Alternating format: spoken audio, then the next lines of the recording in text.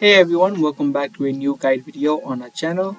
In this video, I'm going to show you how to change your payment method on Amazon Prime Video. If you want to remove your existing payment method and add in a new one, let me show you the process of doing it. Open up the website of primevideo.com and then log into your account. Once you are logged in, just click on your profile on the top right and then open up account and settings. Once you're inside of account and settings, make sure you're under your account and here you'll see an option of manage wallet.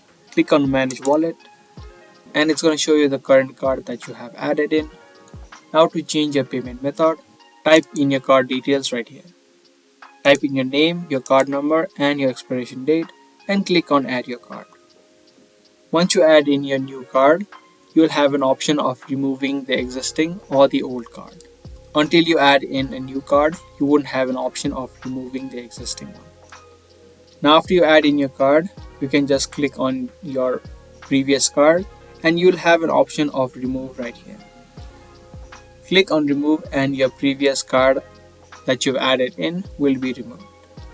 And you can use your new card to make the payments. So that was a quick and easy video. I hope you guys liked and found this video helpful.